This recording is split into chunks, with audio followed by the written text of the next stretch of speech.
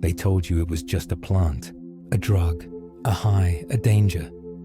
But ancient shamans saw something else, a doorway, a spirit, a sacred intelligence that speaks without words, but transforms everything. For thousands of years, mystics, healers, and seers turned to this green ally not to escape reality, but to remember it, to peel back the veil, to journey beyond the ego and into the soul. So what did the ancients know that we've forgotten? Why did entire civilizations treat this plant like a divine messenger? And why, in modern times, was it banned, erased, and feared? This isn't about getting high. This is about getting free. Because hidden within the leaves is a teaching. And once you receive it, you'll never see the world or yourself the same again.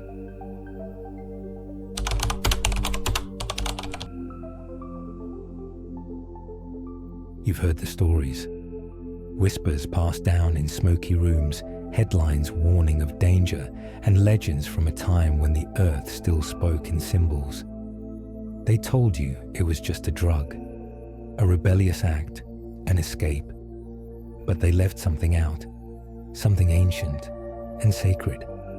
Long before the war on consciousness, before the bans, the fear, and the propaganda, there was a quiet reverence for this plant. Not because it numbed, but because it opened. Not because it made you forget, but because it helped you remember. A remembering not of facts or names, but of your essence, your source, your spirit. There are reasons entire civilizations once guarded cannabis like treasure. Reasons why temples were built around its smoke. Why mystics risked everything to keep its rituals alive. And there are reasons why, in modern times, it was hunted down, demonized, and stripped of its sacredness.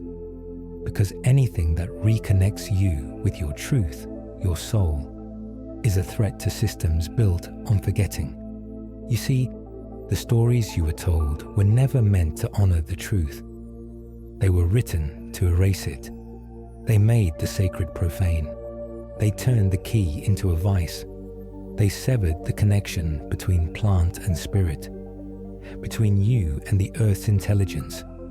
And in doing so, they didn't just outlaw a plant, they outlawed a path to the divine. But the spirit of the plant has never left. It waits in silence, like an old friend who never judged you for forgetting her name. She doesn't punish, she whispers. She doesn't demand, she invites. And those who still approach her with reverence will find something deeper than a high. They'll find a mirror, a medicine, a message. This isn't about getting stoned. This is about getting still. Because when you sit with her, not to numb, but to listen, she shows you. She reveals the layers of illusion wrapped around your heart. She softens the armor you didn't know you were wearing. And in her presence, you begin to see that you are not just flesh. You are frequency. You are light remembering itself. So forget what you thought you knew. Forget the jokes, the judgment, the media myths, and come with new eyes, with an open breath, with the humility to learn again. This time, not from a textbook, but from a living being, a plant with spirit, a guide disguised in green. Because what you're about to hear is not theory, it's not opinion, it's a remembering, and it begins now. They didn't see it as a plant, not really. To the ancients, cannabis was a spirit, a presence, alive with memory, wisdom, and healing. It wasn't just burned, it was invoked. Its smoke wasn't mere vapor. It was a language, a sacred breath that carried prayers to the unseen realms.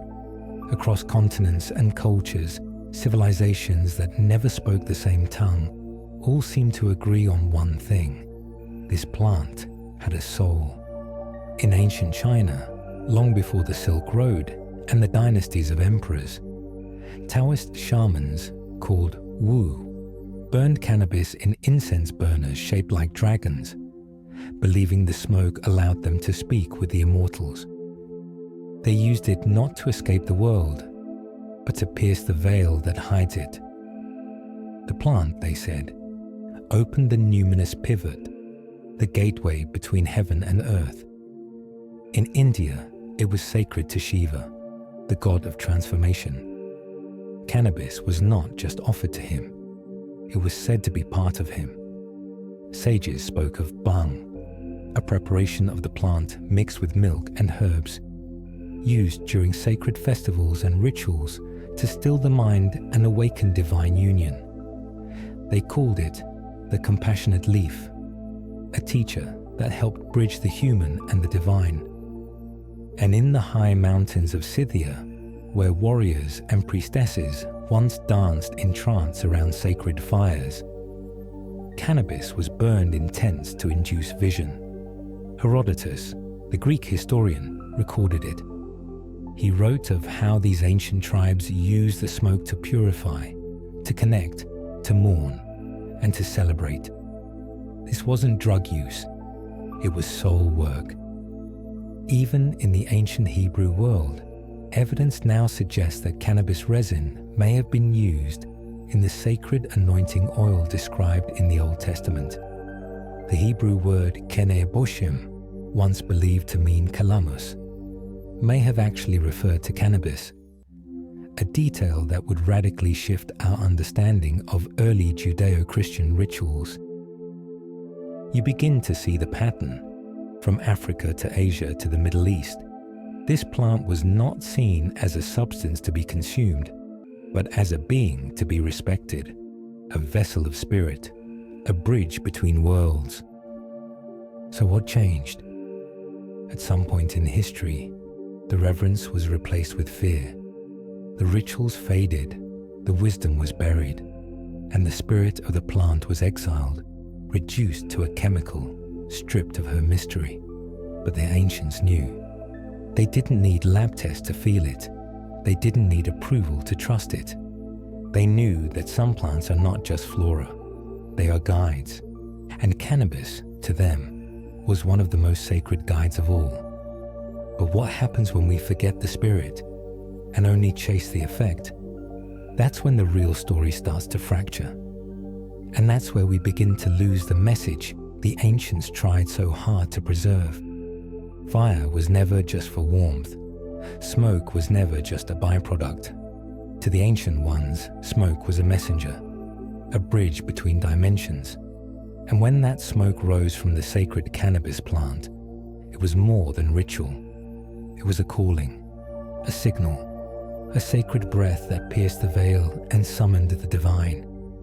All across time, humans have lit fires not to destroy, but to awaken. The smoke, always rising, was seen as the only thing that could carry prayers to the heavens. In cultures where breath and spirit were one and the same, smoke was believed to carry intention, emotion, and consciousness itself. When infused with the essence of cannabis, it became a holy offering. The Vedic texts of India, some of the oldest spiritual scriptures in the world, describe how smoke was used in fire offerings called yajnas. Cannabis, known as bhang or vijaya, was placed into the flames to awaken the gods. Inhaling its sacred vapor was not recreational, it was preparation, an act of purification, a way to still the lower mind and enter sacred states where communion became possible. In ancient Egypt, incense burners carved from alabaster were found in tombs of priests and priestesses. Traces of cannabis were discovered in these burial chambers, offered alongside sacred oils, papyrus spells, and food for the afterlife. The smoke wasn't just for the living, it was for the journey of the soul. It was believed to open channels between realms, to allow dialogue between the seen and unseen.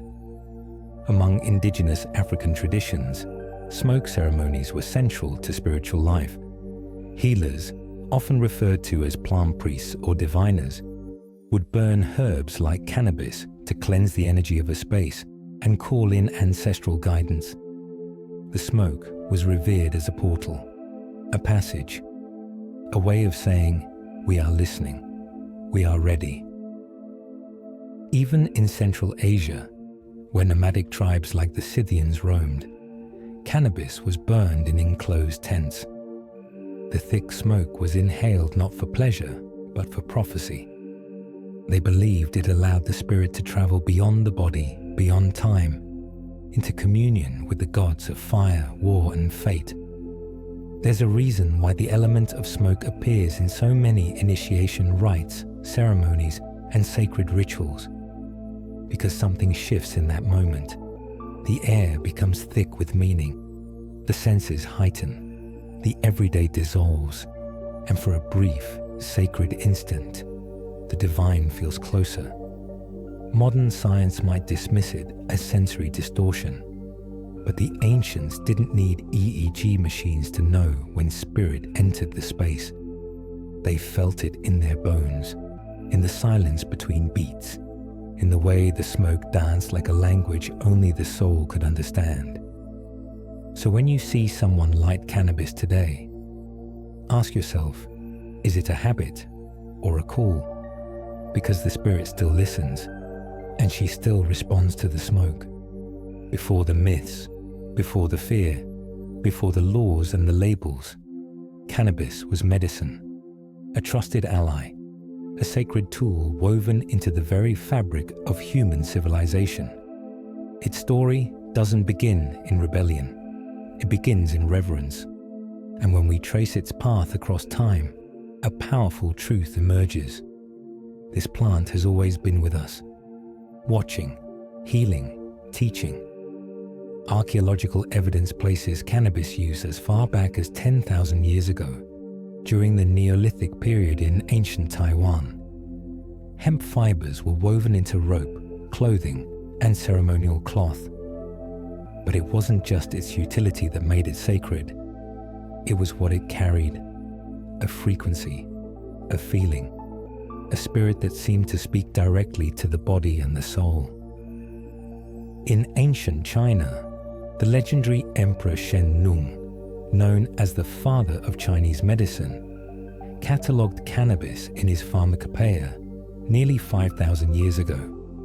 He described it as a treatment for ailments ranging from rheumatism to malaria, and even called it a path to spiritual insight when taken in proper dosage. Taoist alchemists believed cannabis could help the body transcend form, allowing one to commune with celestial beings and access immortality teachings. Meanwhile, in India, cannabis appeared in the sacred texts of the Atharva Veda, where it was listed among the 5 most sacred plants. It was said to be a gift from the gods, a liberator of sin, and a substance that brought joy and insight. It wasn't used casually. It was approached as a gateway to divine union, especially in yogic and tantric rituals, where it enhanced meditative states and energetic awakenings.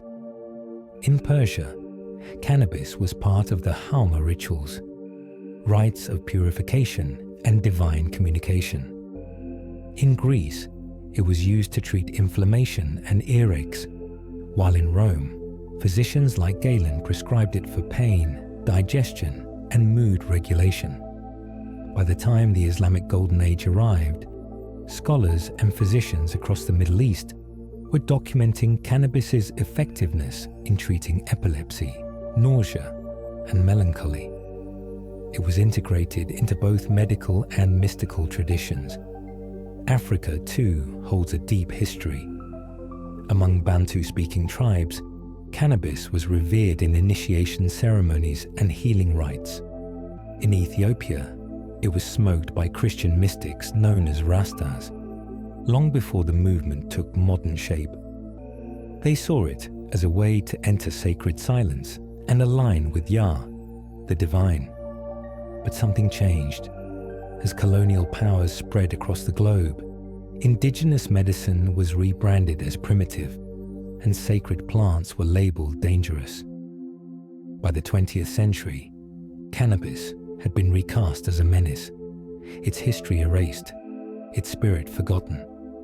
The plant that once healed emperors and guided sages became a threat to control systems built on disconnection. Still, she endured, buried in myth, hidden in shadow, waiting for the remembering. Because the true history of cannabis is not one of crime, but of communion. And when we awaken to that truth, we begin to reclaim the medicine and restore the myth to what it once was, a sacred story told in green. There is a reason the shamans never called it a drug, because to them, that word didn't exist. There were no categories of medicine and narcotic, no boxes to separate sacred from sinful. There was only relationship, a deep, living bond with the spirit world, and cannabis was one of its oldest allies. In shamanic cultures across the globe, altered states of consciousness weren't feared. They were sought with purpose, approached with discipline. These states weren't escapes, they were doorways, and cannabis was one of the gentlest keys to open them. Unlike other plant teachers that shook the body or fractured time, cannabis worked more subtly. It softened the edges of perception. It heightened the space between thoughts. It allowed the shaman to walk between worlds without needing to run from this one. Among the Daga shamans of South Africa, cannabis was considered a sacred medium. The plant was smoked before ceremonies, not to intoxicate, but to listen. They believed the spirit of the plant cleared the inner static, allowing the ancestors to speak through dream, drum, and trance. In these rituals, the smoke became a veil, thin enough to see through, but dense enough to carry the weight of spiritual contact. In Central Asia, the shamans of the Altai Mountains would burn cannabis resin in their yurt fires. As the thick smoke curled around them, they sang incantations, calling on spirits of the land, the sky, the stars. They believed the plant allowed the soul to rise out of the body, not in escape, but in remembrance. A remembrance of who they were before the name, before the form, before the forgetting. In the Amazon, while ayahuasca may be the most famous teacher, cannabis was often used by apprentices to prepare the nervous system. It was said to soften the shell before deeper initiation. Elders would explain that cannabis opened the heart, making one more receptive to the more demanding plant spirits. In this way, it was a bridge, a threshold. And even in ancient Siberia, tribes like the Pazyryk left behind burial mounds containing cannabis seeds and ritual vessels. They believed the soul's journey after death required guidance. The plant was not just for the living, but for the transition itself. What all these traditions share is not the use of cannabis, but the way it was used, with reverence, with prayer, with silence, not as a thing to consume, but as a presence to commune with. Modern language fails to capture that. We say getting high, but they said going in. They weren't chasing pleasure. They were entering sacred space. They weren't escaping reality. They were expanding it, stretching the borders of the known to glimpse what lies just beyond the veil. Cannabis was never just a drug. It was a teacher, a guide, a companion in the sacred mystery of being human. And for those with the eyes to see and the breath to listen, she still is.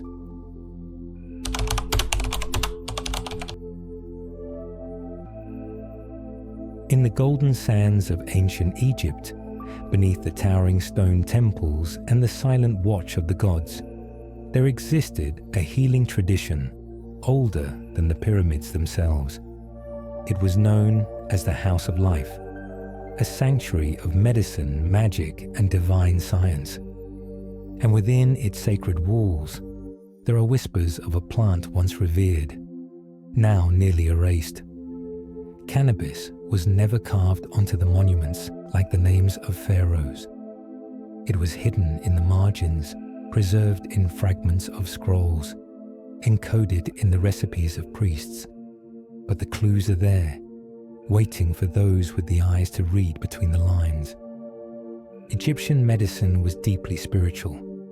Illness was not seen as just physical. It was energetic, karmic, a disturbance in the harmony between the body and the ka, the life force. The priests of the House of Life were not just doctors. They were healers, alchemists, astronomers, and initiates of the mystery schools. And for them, plants were not just remedies. They were sacred allies, each carrying a specific frequency, a spirit, a purpose. In the Ebers Papyrus, one of the oldest medical texts in the world, there is reference to a remedy involving shemshemet, a word some scholars believe refers to cannabis. The preparation was described as being placed on hot stones to produce vapor, then inhaled for various ailments including inflammation and pain. But this wasn't mere symptom relief. This was sacred protocol. The smoke itself was an offering. Cannabis resin was found in the remains of mummified bodies, clinging to hair and linens, preserved for eternity. In tombs of nobles and priestesses, jars were sealed with oils and herbs, some believed to contain traces of cannabinoids. Why place such substances in a tomb? Because the soul's journey after death required healing just as much as life did. The plant was a bridge, not only between dimensions, but between lifetimes. There are accounts of sacred rituals performed at dusk, when the veil between worlds was thinnest. The temple would fill with incense, frankincense, myrrh, and cannabis. The high priestess would enter trance, guided by the smoke, interpreting divine messages, invoking Isis, channeling dreams from the other side. Even the goddess Seishat, keeper of wisdom, scribe of the stars, was often depicted wearing a 7-pointed leaf above her head. Coincidence? Or a veiled reference to the plant that sharpened insight, expanded the mind, and opened the path to the divine record? Egypt was a civilization built on cosmic order, Mahat, and the plants they held sacred were aligned with that order. Cannabis, quiet and subtle, was not as loud as lotus or papyrus in the historical record, but it lived in the rituals, in the smoke, in the breath of those who whispered to the gods. This was not the weed of modern times. It was the herb of immortality, a secret kept by those who knew that real medicine is not what cures the body, but what awakens the soul. In the land of the Vedas, where chants echoed across rivers and sages meditated beneath fig trees, smoke was not pollution, it was prayer. And among the sacred plants honored in this ancient world, few carried a legacy as mysterious and potent as cannabis, known by names like bhang and perhaps even soma. It was not just consumed, it was offered, invoked, and revered. The Rig Veda, one of the oldest spiritual texts known to humankind, speaks of soma, a sacred elixir consumed by gods and seers alike. It was said to bestow immortality, clarity, ecstasy, and divine vision. Its true identity has been debated for centuries. Some say it was a now extinct psychoactive plant. Others suggest it was a blend of botanicals prepared in secret rites. But in later Vedic and Tantric traditions, cannabis took its place, not just as a substitute, but as a vessel of the same divine essence. Bhang, a preparation made from cannabis leaves and buds, was often mixed with milk, ghee, spices, and honey. It wasn't brewed in back alleys. It was offered in temples, consumed during sacred festivals like Mahashivaratri, where devotees of Shiva, Lord of transformation, destruction, and transcendence, would ingest it to draw closer to him. not to get high, but to dissolve the illusion of separateness. Shiva himself is often portrayed seated in deep meditation, surrounded by smoke, a crescent moon upon his head. Legends say he discovered cannabis while wandering through the Himalayas, using it to calm his mind and deepen his yogic trance. The plant became part of his mythology, a sacred gift to aid those walking the inner path. But this wasn't mindless indulgence. The yogis who honored Bhang approached it with discipline.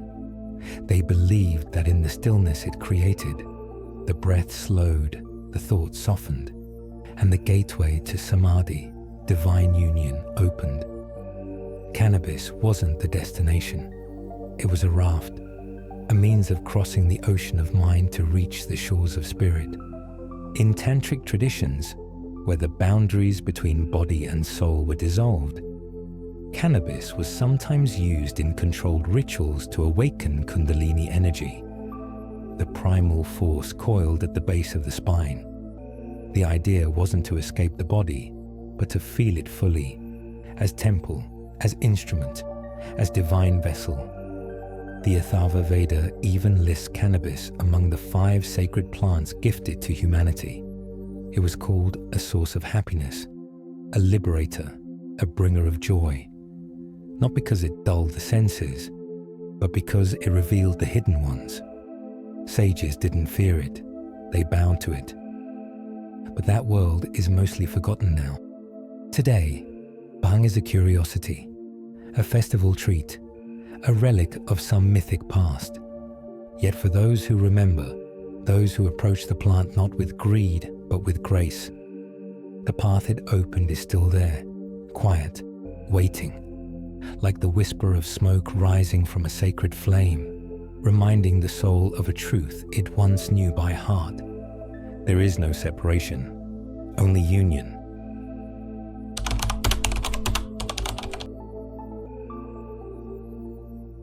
Hidden within the pages of ancient scripture lies a mystery, one that scholars overlooked for centuries and perhaps were never meant to uncover. A mystery woven not just in words, but in oil.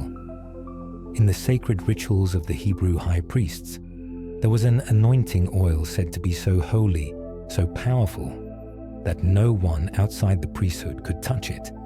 A substance used to consecrate kings, prophets, and the very instruments of the temple. Its recipe was precise, divine, and, according to some researchers, may have contained the spirit of cannabis. The book of Exodus lays out the ingredients for this sacred oil: myrrh, cinnamon, cassia, and a plant called cane bosum. For centuries, this word was translated as calamus, a reed-like plant.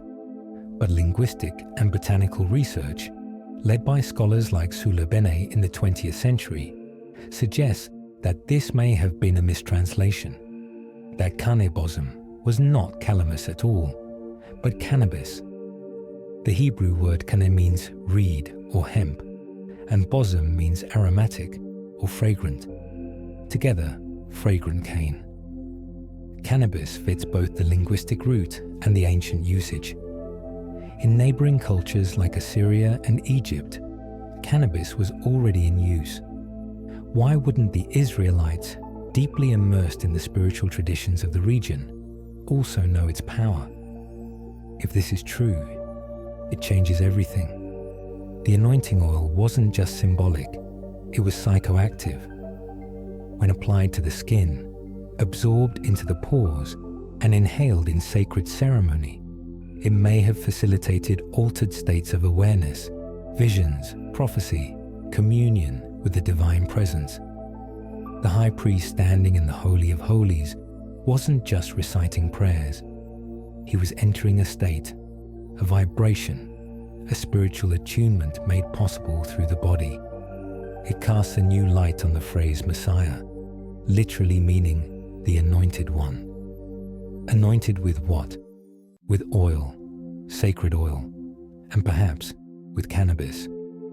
If Jesus himself was anointed in this tradition, as many scholars argue, then the sacred plant was present at the heart of one of the world's most influential spiritual lineages. This isn't a call to rewrite religion. It's a call to remember what may have been erased. That the divine wasn't always distant or disembodied.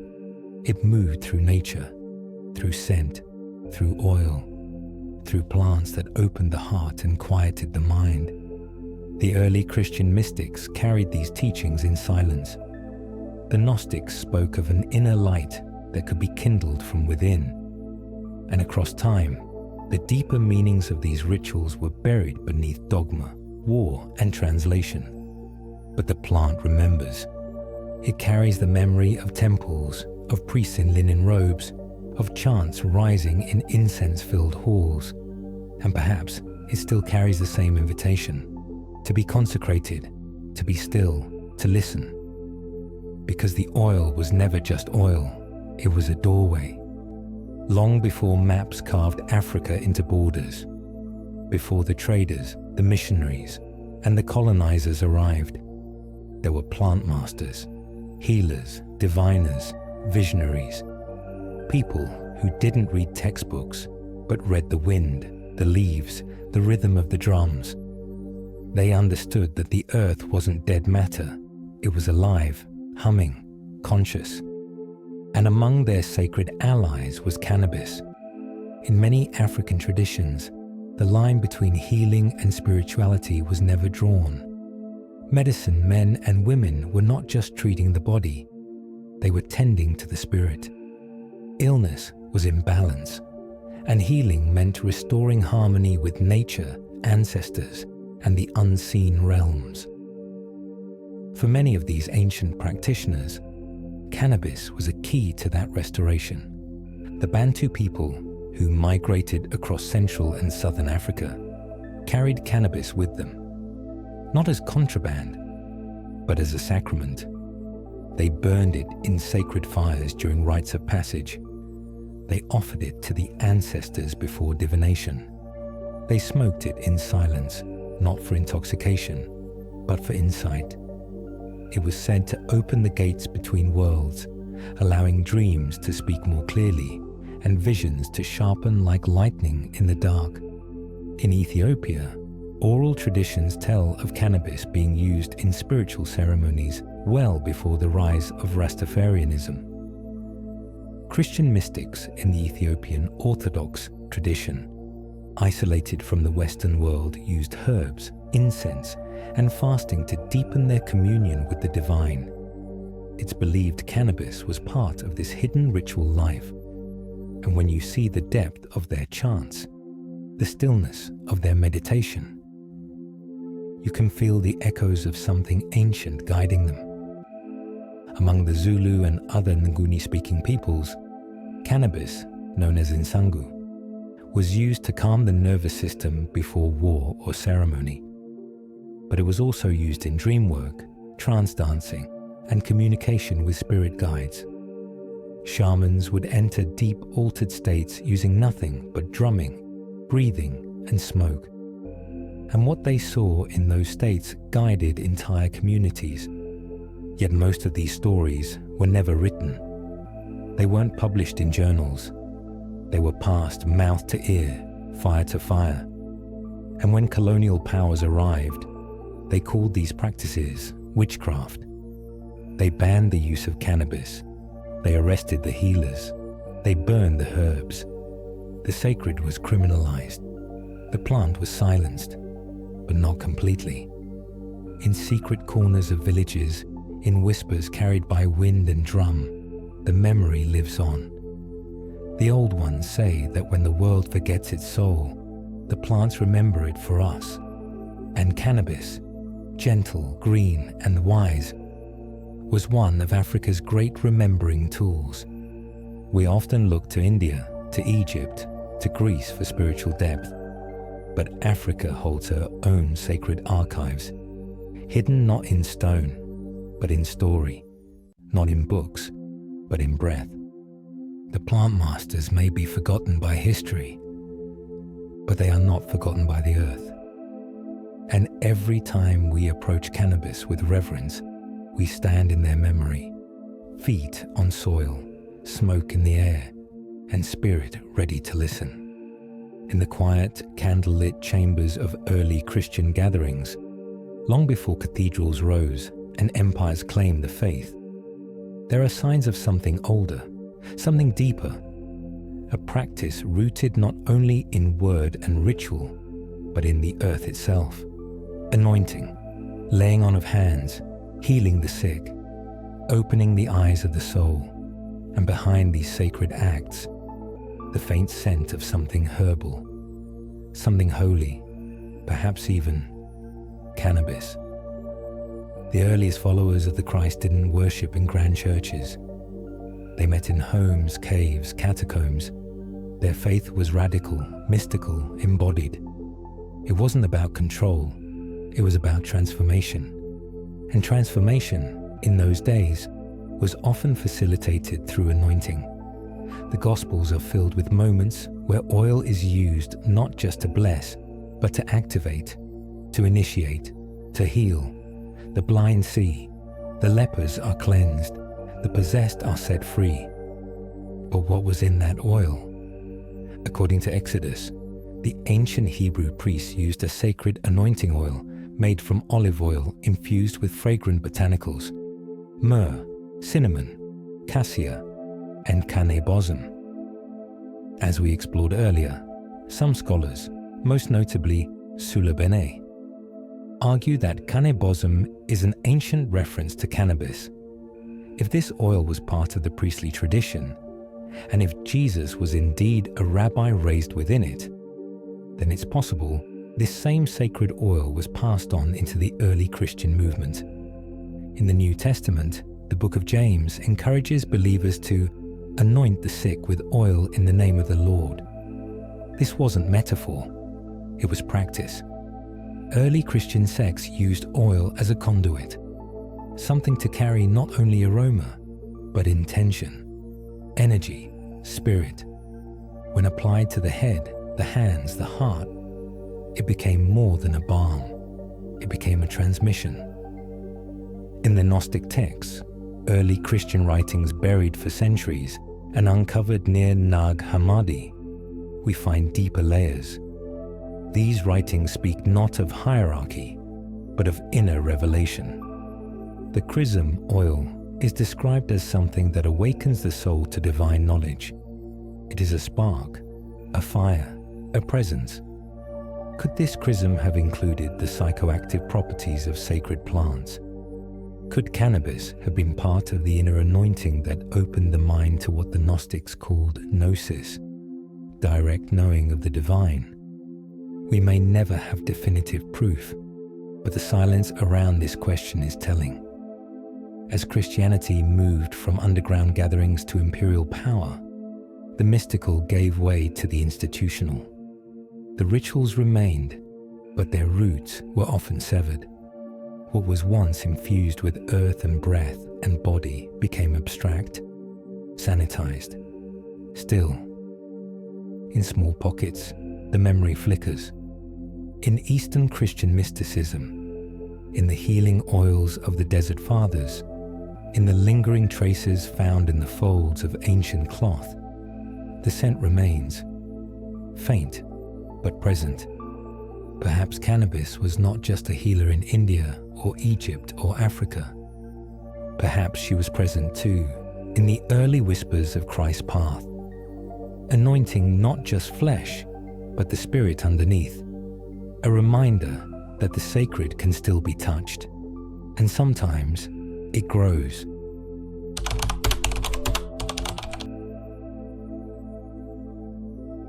Politics has become a theatre, a stage where actors wear different colours, red and blue, but read from the same script. It's a spectacle of division, not a mechanism of change. And people are starting to see it. For years, we've been trained to pick a side, to believe that one party holds the answers while the other is the enemy. But beneath the surface, the lines blur, promises change, agendas overlap, and the deeper truth begins to emerge. That left versus right is an illusion. Because true power doesn't live in the spotlight.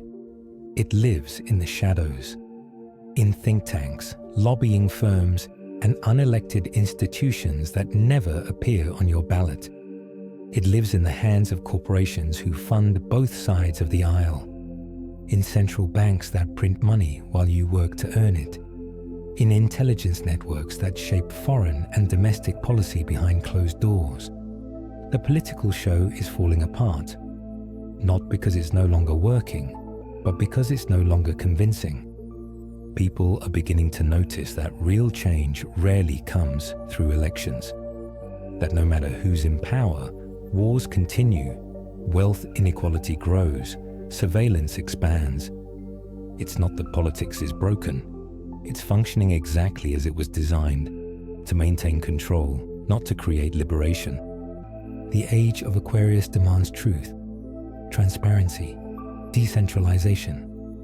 And these qualities are completely incompatible with the political systems we've inherited. Those systems were built for a world that no longer exists, a world of hierarchy, secrecy, and passive obedience.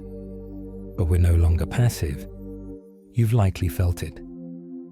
That inner pull to step away from the noise, to stop arguing over policies that never truly change your life, to see through the manufactured outrage, to realize that while the masses debate cultural issues, decisions about their future are being made in boardrooms and back channels.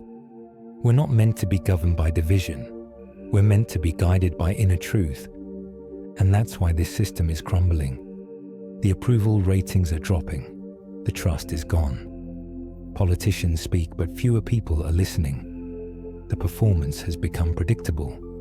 The narrative's recycled. And the awakening soul begins to ask, what if the entire framework is a distraction? Not to say all politics is evil. There are those with integrity, those who try to work within the system to bring light. But the system itself was not built for truth. It was built for control. And you can't fix a corrupted design with noble intentions alone. So the collapse isn't chaos. It's cleansing. As the old paradigm breaks down, a new one is forming. Not from a party or a policy, but from people reclaiming their voice, their values, their vision. People building communities, speaking their truth, stepping out of the binary and into sovereignty. Because in the end, awakening means this: you stop waiting for someone else to lead you. And you realize the power was never in the system. It was always in you. For decades, the media was the voice of authority. The screen in the living room, the paper on the doorstep, the breaking news banner that made your heart race. It told us what to fear, who to trust, and what to think. It was never just about informing. It was about framing. But now, something's shifted. The spell is breaking. People are seeing through the script, the rehearsed narratives, the sensationalized headlines, the repetition that echoes across every channel as if one voice controls them all. And maybe that's because, in many ways, one voice does. 6 major corporations own over 90% of the media in the United States. That's not freedom of the press. That's a bottleneck of perspective. A funnel that turns infinite truth into a singular message, shaped to serve power, not people. They called it news. But often it was programming. Subtle, strategic, psychological. Studies in neuroscience and media theory have shown that repeated exposure to fear-based content rewires the brain, keeping the nervous system on high alert, triggering fight or flight responses, and dulling critical thought. It wasn't just information, it was manipulation. And for a long time, it worked. But now, the cracks are visible. More people are turning off the noise, seeking independent voices, questioning the contradictions, noticing how every tragedy is politicized, how every movement is spun, how dissent is silenced, and how truth is filtered through the lens of corporate interests. They told us to trust the experts, but those experts were often funded by the very industries they were supposed to regulate. They told us what to fear, but rarely showed what to heal. They declared what was real and banned what wasn't. But now the public is asking, who gave them that power? The age of Aquarius is about decentralized truth, many voices, diverse perspectives, open dialogue, not curated consensus, not censorship disguised as safety. And that's why the media's grip is loosening, because you can't control an awakening mind. You can't spoon-feed narratives to a generation raised on algorithms and instant fact checks. You can't lie to a public that's learning to follow intuition over headlines.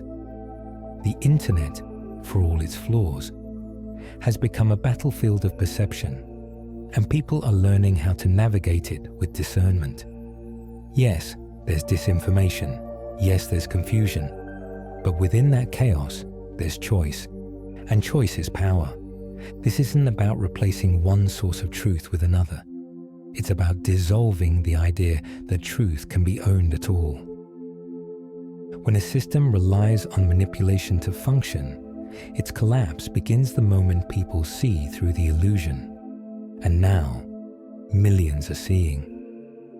So the old media machine sputters, the ratings drop, the trust evaporates, and a new paradigm begins to form. One rooted in transparency, community, and conscious conversation. Because when the mind awakens, the programming fails, and what's left is clarity. They told you money was freedom, that if you worked hard, played by the rules, and saved wisely, you'd earn your piece of the dream.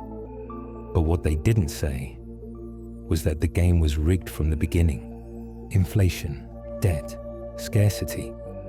These weren't accidents. They were mechanisms of control. Let's be honest. How can a system designed around perpetual debt ever lead to freedom? How can a currency, printed endlessly from thin air, hold real value? The truth is, the economy wasn't built to lift you up. It was built to keep you running, endlessly, on a wheel that never stops turning. Fiat currency, disconnected from any tangible anchor, gives central banks the power to manipulate entire populations. A quiet tax called inflation eats your savings silently. Meanwhile, wages stagnate, prices soar, and the cost of simply being alive becomes unbearable for the many, while the few profit. It's not just a system, it's a story that says your worth is tied to your productivity, that your time has a dollar value, that wealth is only real when it's hoarded. But that story is unraveling because cracks are forming. Cryptocurrency, decentralized finance, peer-to-peer systems that bypass middlemen and break away from traditional banking empires. The emergence of new economic consciousness isn't just about tech, it's about reclaiming autonomy. People are starting to ask questions, big ones. Why do governments bail out billion-dollar banks while families can't afford rent? Why are trillions spent on war, but not on healing? Why are we told there's not enough when the earth overflows with abundance? Because scarcity is a myth, manufactured, repeated, weaponized. You see it in the student loan trap, in the housing crisis, in the corporate ladder that always moves just out of reach. It's a spell, one designed to keep you small, afraid, dependent. But something is shifting. People are awakening to the deeper truth that money, in its current form, is not the goal. It's a tool that can either enslave or empower, depending on who controls it. And control is slipping. Younger generations are rejecting consumerism, exploring new models, cooperatives, bartering, shared economies. The old symbols of success, The luxury car, the corner office, feel hollow. Something deeper is calling. Purpose over profit. Freedom over false security. This isn't just economic collapse, it's economic evolution. The systems built to siphon your energy are losing their grip. And as people pull back the curtain, they're realizing the truth. Money was never meant to free you, but your consciousness, that's untouchable. And in the space where fear once lived, now lives choice. The choice to redefine value, the choice to create, to exchange, to thrive on your own terms. Because when the old game ends, a new one begins. And this time, the rules are different. We call it education. But what if the system that claims to teach us was designed to tame us? From the moment we enter the school system, something happens. The imagination, boundless, wild, electric, is slowly quieted. The questions fade, the creativity dims, and in its place, we're handed answers, standardized, sanitized, safe. We're taught what to think, not how to think. The bell rings. We sit in rows. We memorize facts, many of which we'll forget. We're told to compete, to conform, to comply. And through it all, a silent message echoes beneath every lesson. Stay in line. Because the current education model wasn't built to awaken potential. It was built to produce predictable outcomes. Workers, consumers, citizens who obey. It's a system rooted in the industrial age, when factories needed disciplined labor, not visionary minds. And that system hasn't changed much. Chalkboards became smartboards, but the core remains the same. Linear, rigid, fear-based. Children are graded before they're even ready to define themselves. Intelligence is boxed into categories. Emotional depth, intuition, creativity, dismissed as irrelevant. The child who questions is labeled disruptive. The one who doesn't fit the mold is sent for correction. But what if the mold is the problem? Because we're not meant to be identical. We are not machines. We are not data points. We are souls, each carrying a unique frequency, a unique purpose. And yet, that purpose is rarely nurtured in classrooms. How many artists abandoned their craft for real jobs? How many empaths were told to toughen up? How many healers, inventors, free thinkers were silenced before they ever had a chance to bloom? This isn't education, it's domestication. But something's shifting. More and more people are stepping outside the system. Homeschooling is rising. Unschooling is challenging old assumptions. Conscious education models like Montessori, Waldorf, and holistic schools are offering a different path. One that sees the child as sacred, not a vessel to be filled, but a flame to be kindled. And as we move into higher consciousness, the need for true education becomes undeniable. Not just the transfer of information, but the awakening of wisdom. Not obedience, but sovereignty. Imagine a world where children are taught how to trust their inner guidance, to understand energy, emotion, intuition, to question systems, to create solutions, to remember who they are. Because in the age of Aquarius, we don't need more followers. We need conscious creators. The old education system is cracking, and in its collapse, something beautiful is emerging. A return to truth, to empowerment, to the sacred journey of learning, the kind that doesn't fit in a textbook, the kind that begins the moment you ask, not what should I be, but who am I here to become?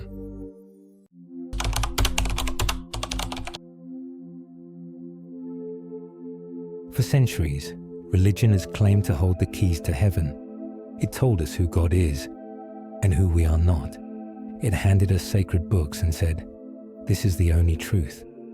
It built temples, churches, mosques, and monuments, not just as places of worship, but as centers of power. And within their walls, we were taught to kneel, to obey, to believe, even when our soul whispered something different. Religion, in many forms, became a structure, a system, a set of rules written by men, claiming to speak for the divine, and those who questioned, labeled heretics, sinners lost. But now something ancient is stirring. The veil is lifting, because awakening doesn't come through blind belief. It comes through direct experience, through stillness, through the fire of inner knowing that no book, no priest, no doctrine can give you, and no institution can take away. All around the world, people are walking away from organized religion, not because they've lost faith, but because they've found something deeper, a connection not based on fear, but on presence. They're discovering that divinity doesn't reside in dogma, but in the quiet moments of the soul, in nature, in dreams, in breath, in the silent voice that rises during meditation, in the sacred space between thoughts. And that realization, it changes everything. Because when you no longer need permission to connect with God, you reclaim your power. The age of Pisces, with its emphasis on spiritual hierarchy, is ending.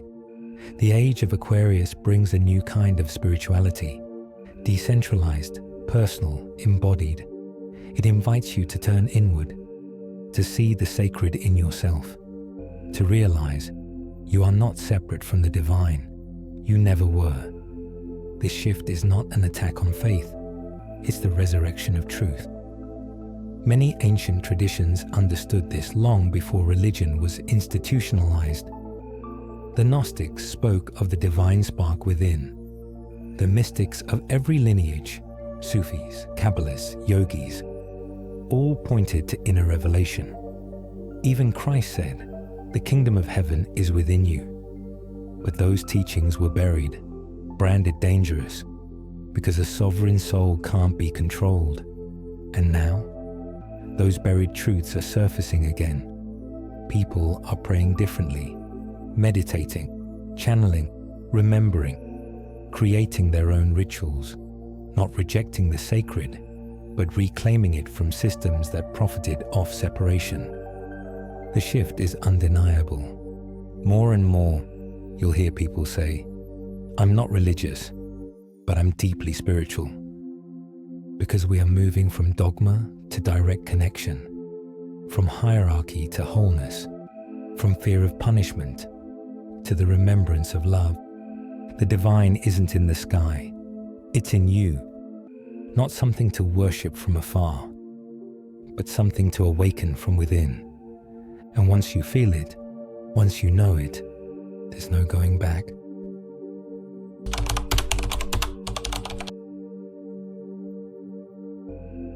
The systems outside are crumbling, but what's more disorienting and more sacred is what's collapsing inside. Because while governments fall, economies shift, and religions lose grip, something even more profound is unraveling. Your ego, not your identity, not your personality, but the false scaffolding of who you were taught to be. The version of you that was built for survival, not truth. The voice in your head that whispers fear, that clings to status, that performs for approval, that obeys to belong. That part is beginning to break, and at first, it feels terrifying. You might feel lost, uncertain. You might grieve things you thought defined you, the job, the role, the reputation, the mask.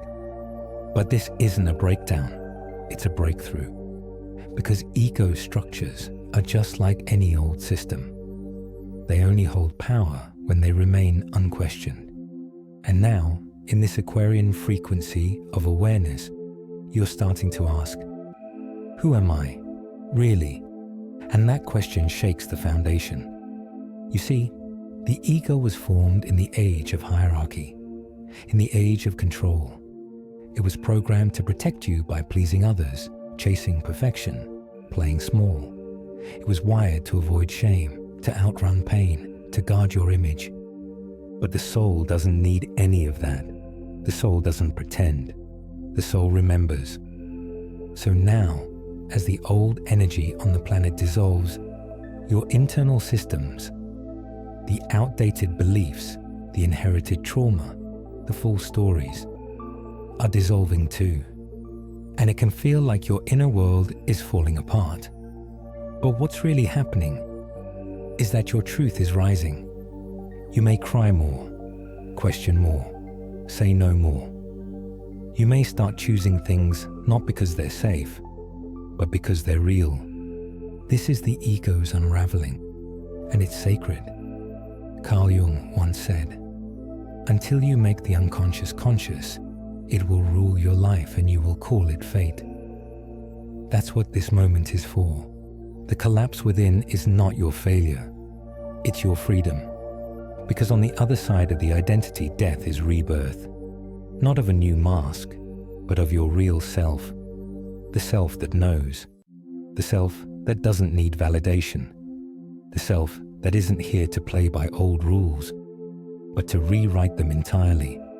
So if you're feeling like nothing makes sense anymore, if your old goals don't excite you, if your desires are shifting, you're not broken. You're awakening. You're experiencing the inner reflection of what's happening globally. This isn't a surface-level transformation. It's a soul-level revolution. And every system that no longer fits your frequency will fall. Not because you failed, but because you've grown. And in that collapse, you're finally free to remember who you really are. Not the system's version, yours. When the system collapses, so does the identity it gave you. Because for so long, you weren't just living in the system, you were shaped by it. From the moment you entered this world, it told you who to be. A student, a worker, a patriot, a sinner, a number, a name.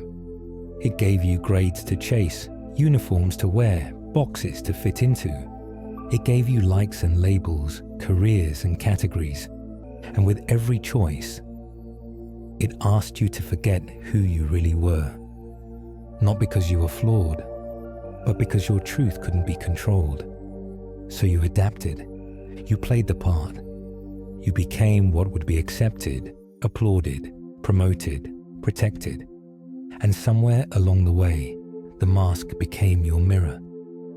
But now, the script is falling apart, and you're left asking the question you were never taught to ask. Who am I? Without it all. Not your job title, not your gender, not your religion, your degree, your status, your story. Who are you without the scaffolding? That question is uncomfortable, but it's holy, because identity, as the system taught it, was never about truth. It was about control. It made you a product of culture, not consciousness. A reflection of rules, not your radiance. But now, as the matrix dissolves, so do the masks. And you're being invited, not to find a new role, but to reclaim your essence. You are not your productivity. You are not your performance. You are not the opinions of those who never knew your soul. You are the presence underneath it all, the witness, the energy, the becoming.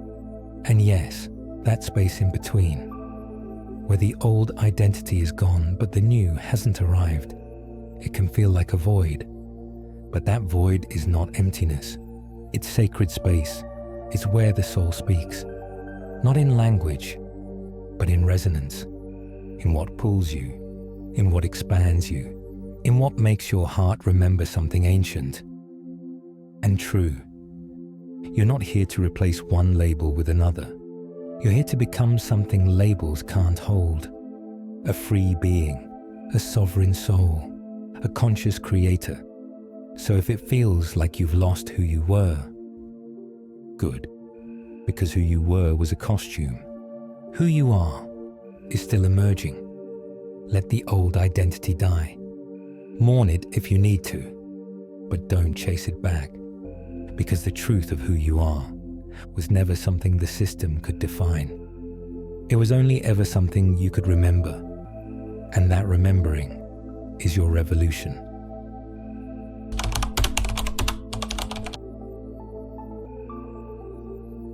You wake up feeling restless, like something shifting beneath your skin. A low hum of anxiety, without a name. A heaviness in your chest. Moments of clarity followed by waves of confusion. Your sleep patterns are chaotic. Your emotions are unpredictable. One day, you feel invincible. The next, like you're unraveling. You start to wonder, is something wrong with me? Number. Something is right with you. You're not falling apart.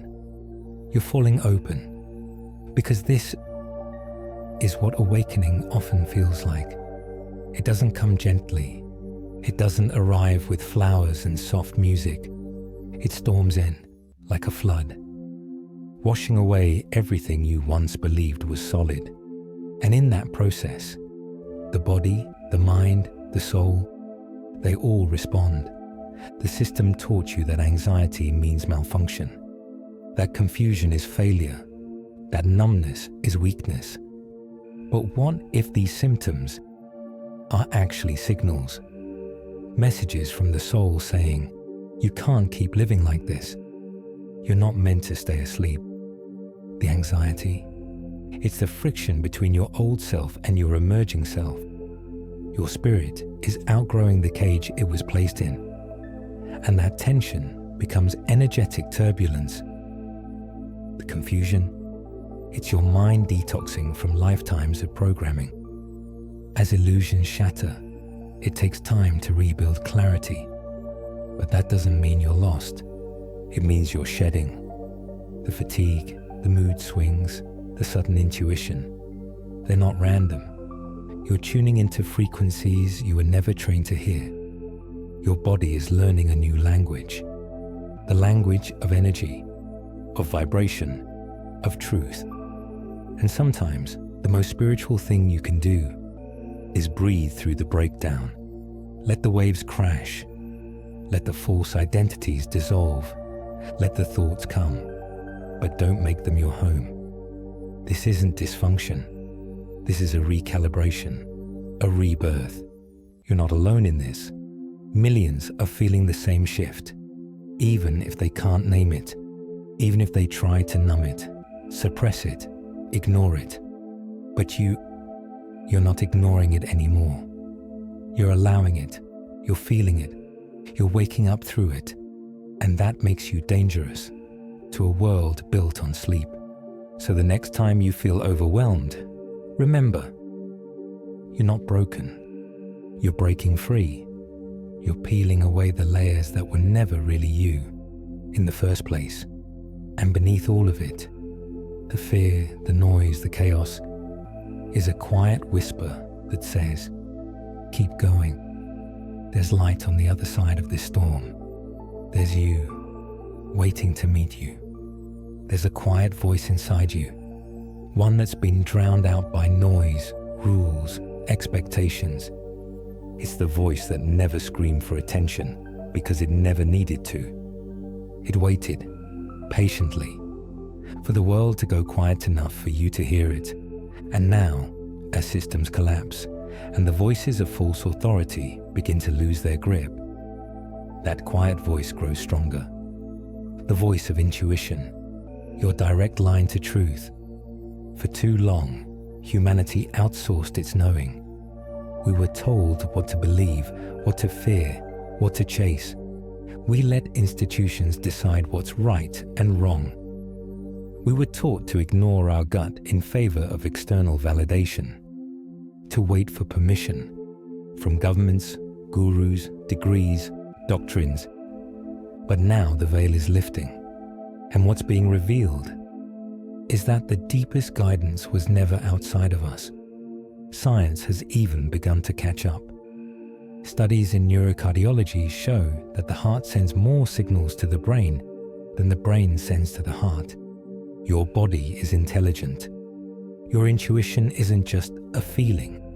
It's an ancient instrument, finely tuned to frequencies the mind can't always perceive.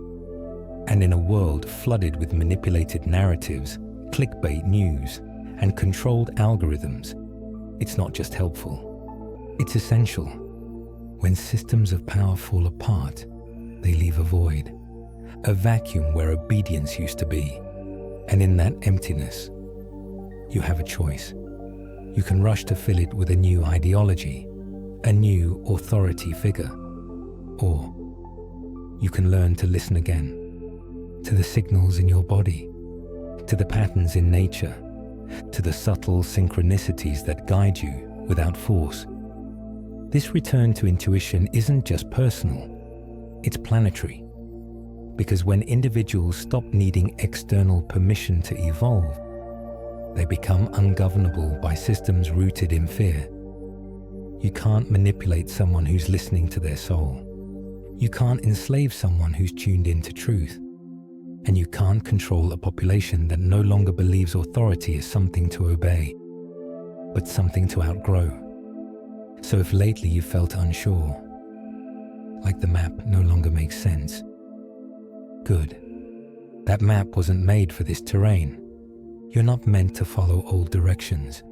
You're meant to walk your own path and feel your way forward.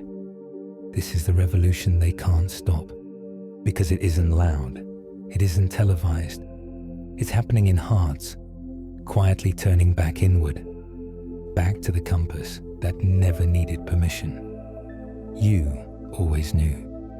There's a reason this moment feels heavy, a reason old emotions are surfacing, a reason your past is knocking louder than ever. It's not punishment. It's liberation in disguise. You see, the system didn't just shape the world around you. It shaped the world within you, and in doing so, it taught you to hide parts of yourself, to exile your anger, to bury your grief, to shame your desire, to silence your voice. And now, as the old systems collapse, so too do the walls inside you. This is shadow work, not some trendy spiritual buzzword, but the ancient alchemical process of facing the parts of you that were made to feel unworthy, the parts you had to suppress just to survive in a world that feared your wholeness. Carl Jung once said, "Until you make the unconscious conscious, it will direct your life and you will call it fate." This isn't about fixing what's broken. It's about reclaiming what was never broken, only hidden. Because everything rising now, the doubt, the fear, the anger, the shame, it's surfacing for a reason. Not to destroy you, but to free you. Your shadows aren't villains, they're messengers. Each one carrying the key to a deeper truth, a forgotten memory, a locked up power. But the system never wanted you to know that. It taught you to perform instead of feel, to numb instead of heal, to project instead of reflect. Because when people avoid their shadows, they become easy to control. They seek external saviors. They follow the herd. They fear their own depth. But when you turn inward, when you meet your fear without judgment, when you hold your pain without abandoning yourself, you become sovereign. Shadow work is uncomfortable.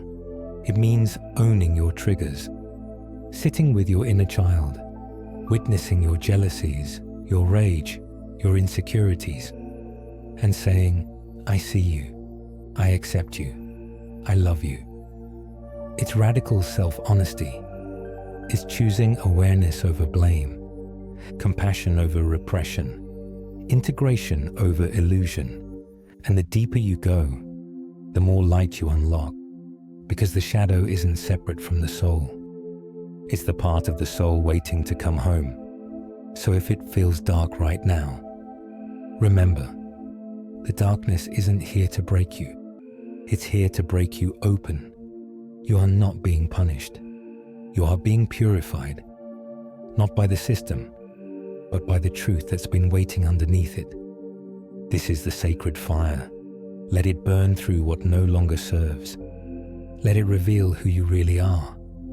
And when the smoke clears, you'll see there was never anything to fear in the dark, only power waiting to be reclaimed.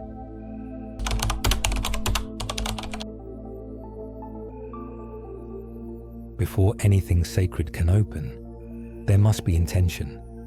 It's the key that unlocks the unseen, the compass that guides the experience. Without it, even the most powerful plant loses its purpose. But when intention is present, clear, honest, anchored, the entire energy shifts. The room feels different. The breath deepens. The plant responds. This is the ritual approach. And in the world of sacred cannabis, it changes everything. Too often, we light up without asking why. The moment feels empty, so we fill it.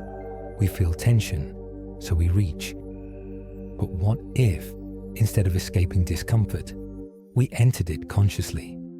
What if the act of engaging cannabis became a ceremony, not in formality, but in presence? Intention doesn't have to be grand. It doesn't need incense or altars, though those can help. It simply needs truth, a sentence spoken aloud or silently. Why am I meeting the plant today? Is it for healing, for insight, for emotional release, for rest? Even the smallest act of naming gives direction to the energy. It invites the spirit of the plant to co-create, rather than passively perform. Indigenous traditions have always understood this. Before consuming any plant medicine, the healer or initiate speaks directly to the spirit. They ask permission. They offer gratitude. They may smudge the space, light a candle, say a prayer. These aren't superstitions. They are technologies of the soul. Practices that bring the unconscious into the light and say, I am here. I am listening. I'm ready. In the modern world, cannabis is often used casually, even carelessly. But it doesn't have to be that way. You can reclaim your relationship with the plant through small, conscious choices. Set the space, clean the room, turn off distractions, choose music or silence. Hold the flower in your hands before lighting it. Feel its energy. Ask it to teach you, not with your mouth, but with your presence. You'll notice a shift. The smoke becomes thicker with meaning. The body becomes more responsive.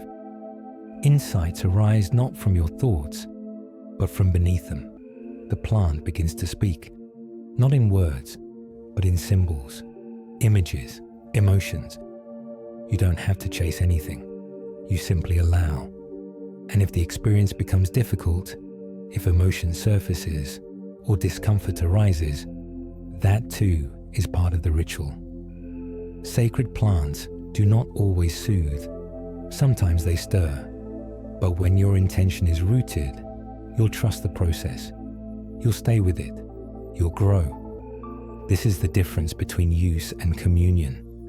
One takes, the other listens. And cannabis, as a teacher, will always meet you at the level of your intention.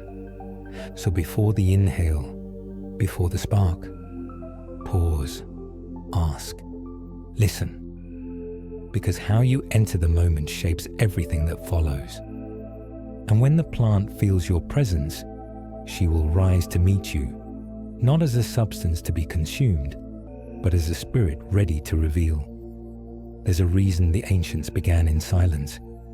Before the chant, before the smoke, before the offering, there was stillness, a sacred pause where the mind could quiet and the heart could open. This is where communion begins, not in doing, but in listening. And cannabis, when treated as a living presence, responds best to that silence, to that breath, to that moment where the ego steps aside and the soul leans forward. Ceremony is not performance. It's not about incense or clothing or ornate tools, though those can deepen the space. True ceremony is an energetic alignment, a commitment to meet the moment with reverence. And when cannabis is used in that kind of space, the experience changes completely. It no longer feels like consumption. It becomes conversation, not with words, but with energy, with sensation, with awareness. Start with the breath. Inhale slowly, not just to bring in smoke, but to signal readiness, to mark the threshold. Let your breath lead the experience, not the substance. The breath is the bridge between the nervous system and the soul. It regulates not only the body, but the frequency of the moment. When you breathe with intention, the plant doesn't just enter your lungs, it enters your field. Silence is equally important. Not just the absence of sound, but the absence of noise, inner noise, rushing thoughts, expectation. Silence is the medium in which the plant spirit speaks. If you fill every space with stimulation, you won't hear her. She doesn't yell, she whispers, in the language of feeling, of vision, of subtle knowing that rises from somewhere deeper than thought. Create a space where you can listen, a room that feels held. Dim the lights, set down the phone, burn herbs to clear the air if that calls to you, sage, palo santo, copal, or simply breathe with awareness. The ceremony begins the moment you become conscious of what you're doing. And then, wait, don't rush the message, don't chase the vision. Let the plant do what she came to do. Sometimes it will be clarity, sometimes emotion, sometimes stillness. Every session is different because every layer of you is different. The more you trust, the more she reveals. In some cultures, plant ceremonies were guided by elders or shamans who acted not as controllers, but as space holders. Their presence said, "You are safe to feel. You are safe to receive. You can become your own space holder. Be gentle, be curious. Let the experience move at its own pace." Cannabis doesn't demand rituals, but she respects them. When you slow down, breathe deeply, and hold space for her as you would a guest of honor, something opens, not outside you, within you. The listening deepens, the energy shifts, and suddenly you remember. You're not alone in this journey. You're in dialogue with something ancient, alive, loving. The ceremony is not the bowl or the smoke. It's the moment you become present, and presence is where the spirit speaks.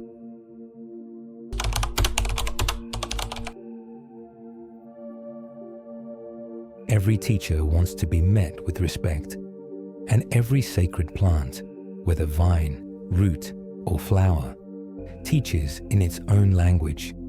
But there's one thing they all seem to agree on. They are not here to be consumed. They are here to be understood. They do not offer their wisdom for profit or indulgence. They offer it for transformation. And cannabis, like the others, responds not to demand, but to devotion. When you treat a teacher like a vending machine, the lessons stop. You can take more, but you'll receive less. The dialogue becomes one-sided. What was once a sacred exchange becomes a transaction. And the plant, sensing this, withdraws her presence. Not her effects, but her depth. The body might feel the same, but the spirit begins to sense the void. Something's missing. You're still using the plant, but the plant is no longer teaching. This is the moment where so many get stuck. They remember how cannabis once helped them open, how it revealed hidden emotions, softened pain, deepened breath. So they keep returning. But with each use, the reverence fades. What was once sacred becomes casual. The intention slips away, and without intention, the teacher becomes silent. In indigenous traditions, the concept of plant teachers was foundational. You didn't just use a plant. You apprenticed yourself to it. You built relationship. You showed up with offerings, patience, humility. You listened more than you asked. You accepted that the plant would teach on its own terms, in its own timing. Some lessons would be blissful, others would be difficult, but all were part of the journey. That relationship takes time. Just like with any wise elder, trust is earned. If you show up constantly asking, "What can I get from this?" the teacher knows. But if you show up asking, "What can I learn? What can I give? How can I honor this moment?" everything changes. The plant begins to respond. The spirit returns. The teachings deepen. Modern culture isn't built for this kind of learning. We've been trained to consume, to extract, to maximize. But sacred plants do not obey those rules. They are not here for our entertainment. They are here to wake us up. And if we forget that, they'll remind us, not with punishment, but with silence. So if you feel the teachings have faded, if the sessions have grown dull or repetitive, ask yourself, am I showing up as a student or as a consumer? The shift begins there. Light a candle, say a prayer, sit in stillness, offer gratitude before you take. Ask the plant to guide, not to entertain. Then listen. Even if nothing happens at first, keep listening. Over time, the energy will shift, the silence will speak, and the teacher will return. Cannabis doesn't require perfection. She asks only for presence, because sacred wisdom cannot be taken. It can only be received by those willing to become students again. Not all healing happens in ceremony. Sometimes it happens in the quiet spaces between, in the mornings when you sit with yourself, in the pages of a journal, in the dreams that drift in just before dawn. When cannabis is used intentionally, not to escape, but to explore, these subtle practices become powerful tools for inner transformation. And microdosing, journaling, and dream tracking together create a slow, steady rhythm that allows the plant to become a long-term guide rather than a fleeting experience. Microdosing cannabis is the practice of using very small sub-perceptual amounts, just enough to gently shift awareness, but not enough to create a strong psychoactive effect. It's about tuning the dial, not turning up the volume. With high THC strains, a microdose might be as little as 1 to 2 milligrams. For some, that's a small puff.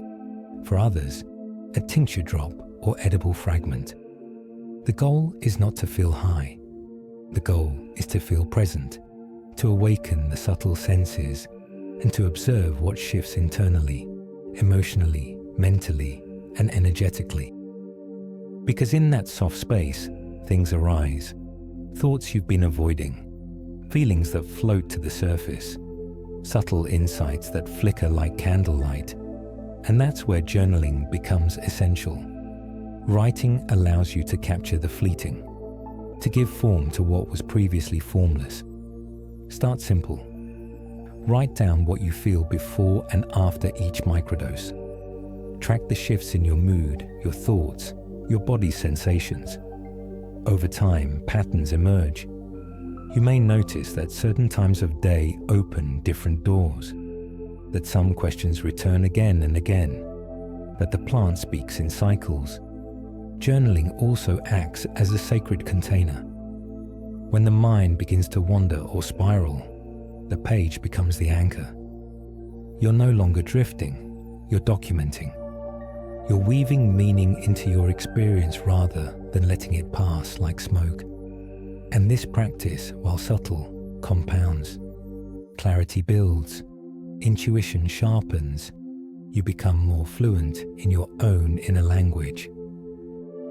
Then, there are the dreams. While THC is known to suppress REM sleep at high doses, low doses, or mindful use, especially when followed by periods of abstinence, can dramatically enhance dream intensity and recall. After microdosing for several days, some users report a flood of symbolic, vivid dreams as the subconscious reorganizes itself. This is not coincidence. It's communication. The soul speaks in dreams, and cannabis, when respected, can help lift the veil just enough to remember. Keep a dream journal beside your bed. Don't wait until breakfast. Write the moment you wake, even if it's just fragments or feelings. With consistency, you'll begin to remember more. And within those dreams, you may notice threads, symbols, messages. You'll begin to see how the waking and dreaming worlds mirror each other, and the plant, though silent, will be weaving her teachings across both. Together, these practices, gentle doses, mindful writing, and dream work create a path that is slow, sacred, and sustainable. They allow you to walk with the plant rather than chase her. And in that pace, in that listening, something sacred unfolds. Transformation becomes not a moment, but a way of being. Meditation is not the absence of thought, it's the return to awareness, a homecoming to the present moment. And for many, it's a challenging path. The mind races, the body aches, the silence feels loud. But when approached with sincerity, it becomes one of the most powerful doorways to the soul. And cannabis, when used with deep reverence, can support that journey, not as a replacement for practice, but as an enhancement to it. The key is understanding the difference between dependence and assistance.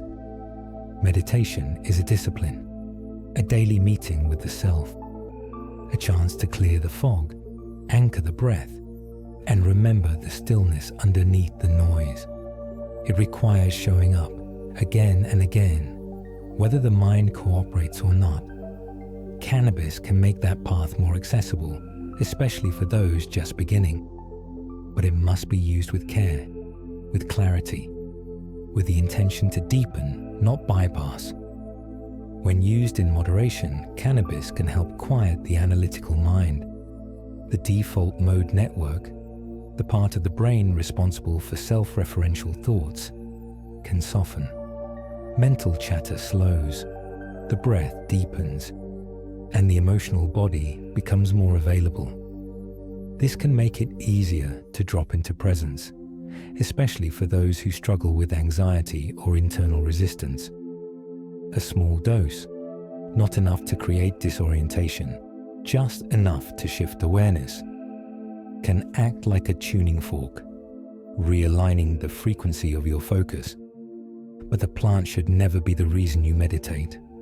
If you only show up to the cushion with cannabis in your hand, the practice can become conditional. You begin to believe that presence depends on the plant. And over time, this belief limits you.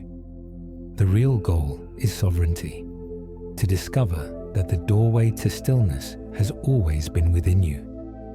Cannabis can show you where it is, but it cannot walk you through it.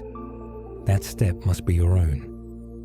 Some practitioners use cannabis to enter deeper states of heart-based meditation, practices like loving kindness, gratitude, or embodied awareness. Others combine it with breathwork, mantra, or movement. In these settings, the plant can heighten the body's sensitivity, allowing subtle energy to be felt more clearly. The breath becomes richer, the heartbeat more audible, the inner world more alive. But even here, less is more. The purpose is not to lose yourself in the sensation, it's to become more present within it. A slight shift in perception can create a space where awareness deepens, but overuse or over-reliance can dull that space. The silence becomes heavy, the insight fades, the meditation becomes a crutch, not a mirror. So meet the plant with humility, with gratitude. Use it sparingly, with intention. Let it enhance your discipline, not become it. The deeper your relationship to meditation itself, the less you'll need support. And paradoxically, the more profound that support will become when it's truly invited. Cannabis is not the path. You are. The plant simply helps clear the way if, and only if, you are willing to walk it. One breath, one heartbeat, one sacred stillness at a time.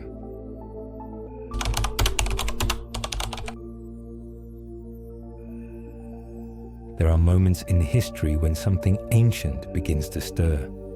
A forgotten wisdom, a dormant energy, a sacred voice that once guided civilizations, now rising again. Not to repeat the past, but to help shape the future. This is the time we are in, a time of deep questioning, of systems collapsing, of souls waking from long sleep. And it's no coincidence that cannabis, long silenced and exiled, is returning now, not just as medicine, not just as industry, but as a messenger. For generations, this plant was pushed into shadow, called criminal, labeled dangerous, separated from its spiritual roots and reduced to stereotype. But underneath the propaganda, the plant waited. She was never gone, only hidden. And now, as more people begin to feel the cracks in modern life, as the old structures fail to answer the deeper longing, cannabis returns, not louder but wiser, not demanding but undeniable. The world is changing rapidly.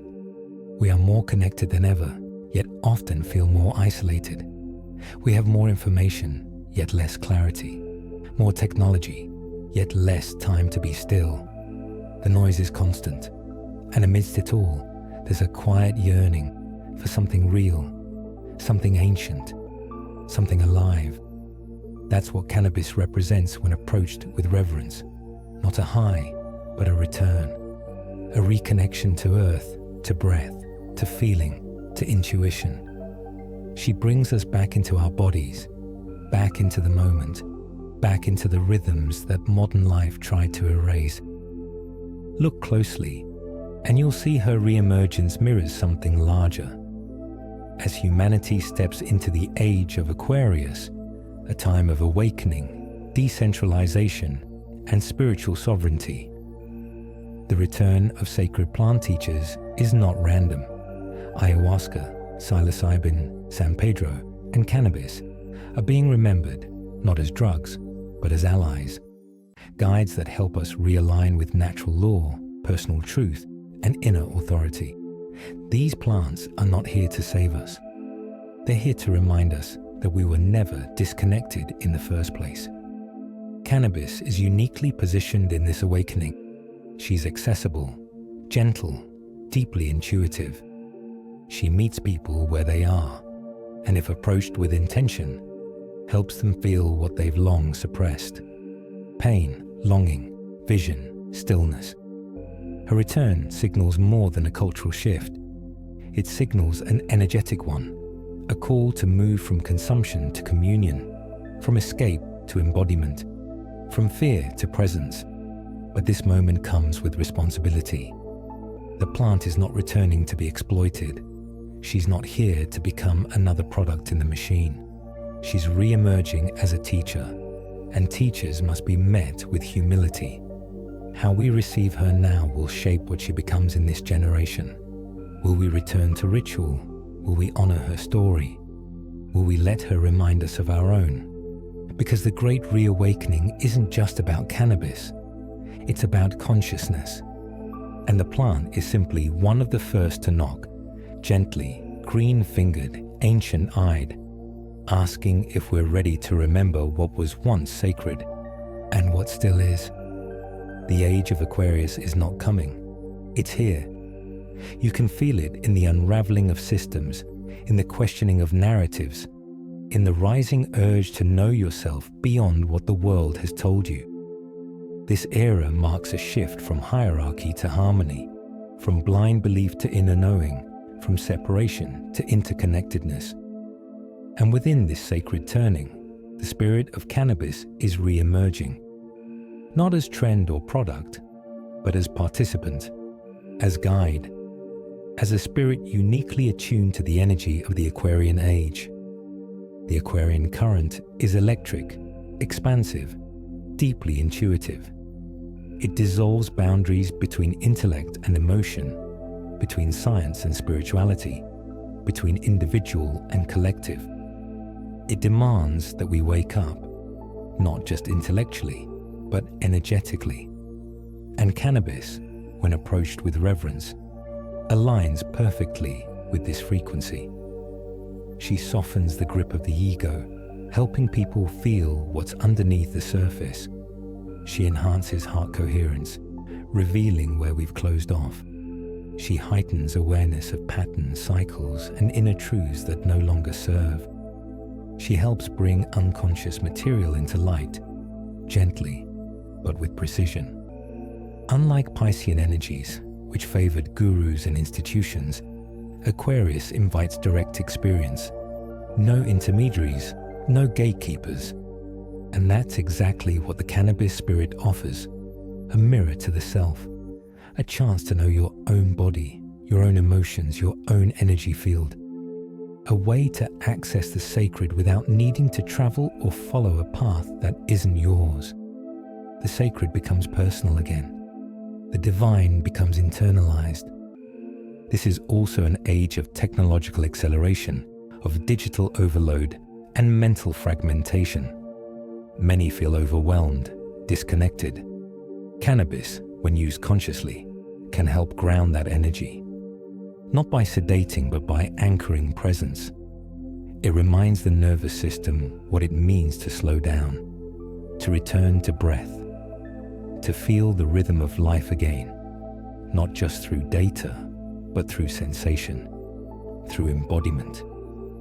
Yet the role of the plant in this age goes beyond personal healing. She is here to support the collective awakening, to help soften the fear of change, to bridge ancient wisdom with modern understanding, to call humanity back to the intelligence of the earth while stepping into the stars. She teaches not through dogma, but through vibration. Not by giving answers, but by making you quiet enough to hear your own.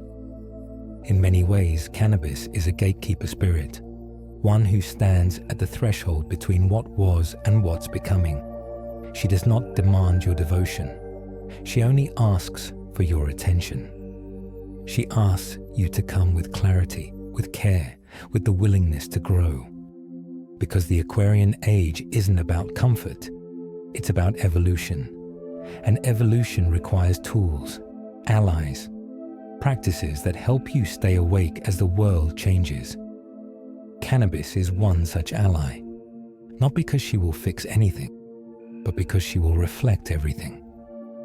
And in the reflection, you might finally see not who you were told to be, but who you truly are, ready to awaken, willing to lead, and able to remember what was sacred long before it was forgotten. We were never meant to live cut off from the earth, never meant to forget the pulse beneath our feet, or the breath of the forest, or the quiet way plants speak when you finally slow down enough to listen. Somewhere along the way, we became disconnected. The soil turned to commodity. The body became machine. Spirit was exiled from nature. But now, slowly, sacredly, something is returning. A bridge is forming between the green wisdom of the plant kingdom, the knowing of the soul, and the living intelligence of the earth itself. Cannabis stands at the center of this reconnection, not as the only plant spirit, but as one of the most accessible. She offers a path not only inward, but downward, into the body, into the root, into the heartbeat of the land. When used with intention, she brings awareness back to sensation, the warmth of the sun, the feel of breath in the chest, the subtle communication between your nervous system and the pulse of the planet. You begin to feel less like a visitor here and more like a participant, like you belong again. For the soul, this kind of grounding is medicine. So many spiritual seekers spend years looking upward, seeking light, transcendence, ascension. But the truth is, the soul doesn't just rise, it roots. And cannabis, with her earthy signature and grounding presence, helps the soul re-inhabit the body. She calls the spirit back into the cells, into the senses, into the sacredness of the present moment. Not to detach from the world, but to engage it more deeply, more honestly, more fully. In many indigenous traditions, healing is not complete until the person is reconnected to the land, until their choices reflect the health of the earth, until their medicine feeds not just the self, but the soil, the animals, the people. Cannabis can open this awareness, not as a philosophy, but as a felt sense. After working with the plant consciously, many report a spontaneous urge to garden, to walk barefoot, to care for their food, to protect the water. This is not coincidence. It's a recalibration, a remembering, because the earth is not separate from your spiritual path. She is your path. And sacred plants like cannabis are her emissaries, messengers that whisper, come home to your breath, come home to your body, come home to the deep knowing that you and the earth are not two separate beings, but one living organism, interwoven, interdependent, sacred. This bridging is not metaphorical, it's energetic. Every time you sit with cannabis in reverence, you strengthen it. Every time you listen rather than consume, you rebuild it. Every time you choose stillness over stimulation, presence over performance, you help restore the original harmony. The future isn't found in technology alone. It's found in the spaces where plant, soul, and earth converge, where the ancient meets the modern, where we remember that we are not here to dominate nature, but to walk with her, side by side, breath by breath, rooted in the sacred once again. There was a time when every act with the plant was a prayer. Before cultivation became industry, before medicine became product, before spirit was stripped from the soil, there was reverence, a whispered thanks before harvest, a song sung to the leaves, a pause before lighting the flame. These were not superstitions, they were relationships, energetic acknowledgements of the life being exchanged. And cannabis, once considered sacred across continents, held a place at the center of that reverence.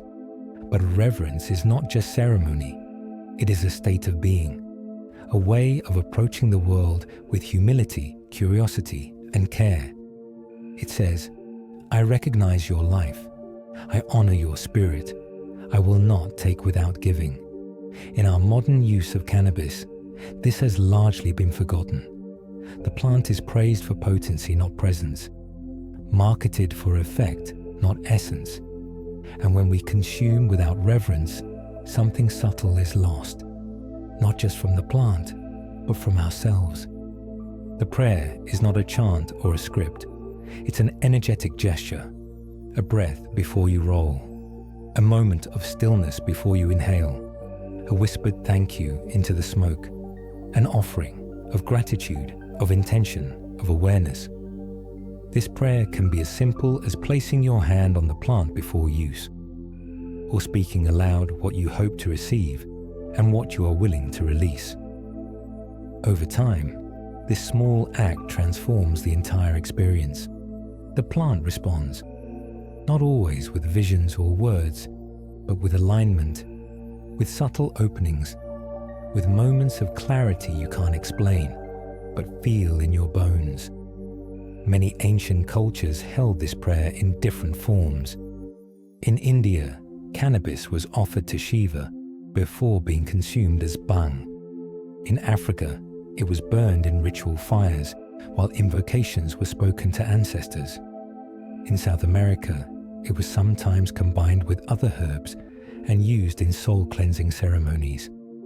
Always, there was acknowledgement. The plant was not used casually. It was invited, honored, listened to. Today, we can reclaim that relationship. Even in a modern world, even with no lineage or teacher, because reverence is universal. It lives in every heart that remembers how to bow, not in submission, but in sacred recognition. Cannabis doesn't need a temple. Your breath is the temple. Cannabis doesn't need a priest. Your presence is enough. And the prayer is simply this: may this plant remind me of what I've forgotten. May I receive it with respect. May it guide me not away from life, but deeper into it. Say it however you need to. Whisper it, think it, write it in the air. What matters is the energy behind it. When the plant knows it is seen, not just used, it begins to reveal its deeper teachings. And in that space, you remember something too, that every sacred thing responds to love, that wisdom blooms where reverence is rooted, and that the forgotten prayer has been waiting inside you all along. It was never about getting high. That was only the surface, the spark, the first sensation that pulled you inward. But if you stayed long enough, if you listened past the floating, past the giggles, past the rush of color and sound, you'd hear something else, something ancient, something sacred. The plant wasn't lifting you to escape. She was guiding you to remember your breath, to remember your body, to remember that the ground beneath your feet is alive and that your soul was never separate from the soil. This journey, if taken with intention, was never about the effect. It was about the encounter, the meeting between your spirit and hers. And in that meeting, she never once asked you to be more productive, more perfect, more enlightened. She only asked you to be present, to be real, to be willing to feel what you spend years avoiding.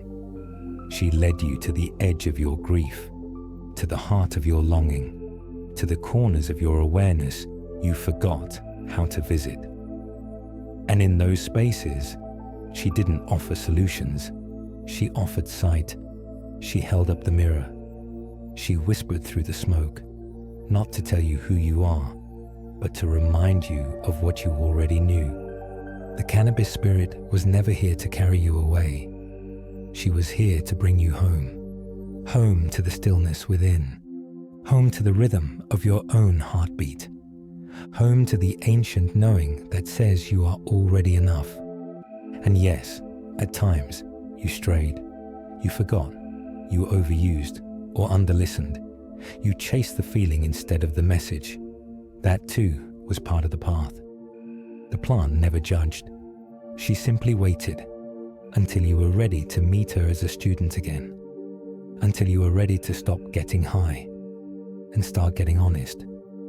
Because when the fog clears and the ritual is remembered and the smoke rises like a prayer, you begin to understand. The elevation was never about euphoria. It was about expansion, awareness, reverence. The high was just the doorway. The real gift was what waited on the other side. Your own truth, waiting patiently to be heard.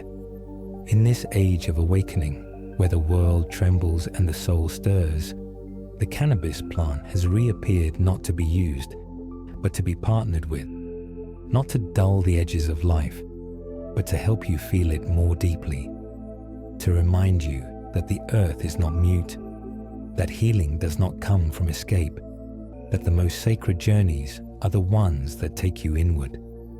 So light the candle, offer the breath, ask the question with your whole heart, and listen.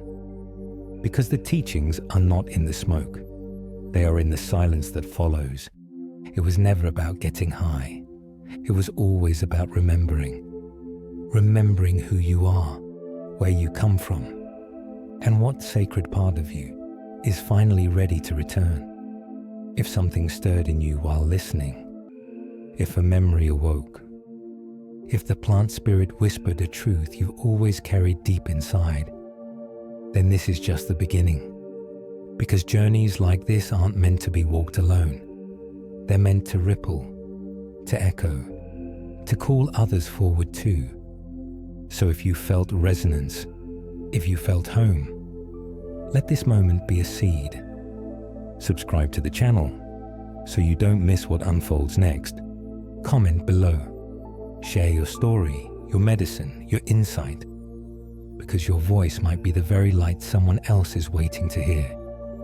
And if this video touched something sacred in you, share it. Send it to a friend. Let the message travel. The world is remembering, and you are part of that awakening. This is not the end. This is the return to presence, to purpose, to the sacred path within. Soul Creator and Soul Whisper, the hidden voyage. If this journey moves something in you, don't let it end in silence. Let it echo. Share it with someone still afraid to speak of death, still avoiding the mirror, still pretending time is infinite. Let this video be the hand you extend, the torch you pass, the doorway they didn't know they were seeking. Leave a comment, not just to speak, but to witness. What part of you is beginning to awaken? What have you been avoiding that now asks to be seen? And if your soul feels ready to keep walking, deeper, quieter, truer, then this is your place. Not just a channel, but a temple. Subscribe and join a circle of seekers who no longer run from the end because they've begun to live from it. We release these videos like offerings, each one a prayer, each one a mirror, each one a map to awaken before the end, to remember who you are beneath the name, to walk together toward what cannot die, one breath at a time, one truth at a time, one sacred step on the hidden voyage. Soul Whisper and Soul Creator. The hidden voyage.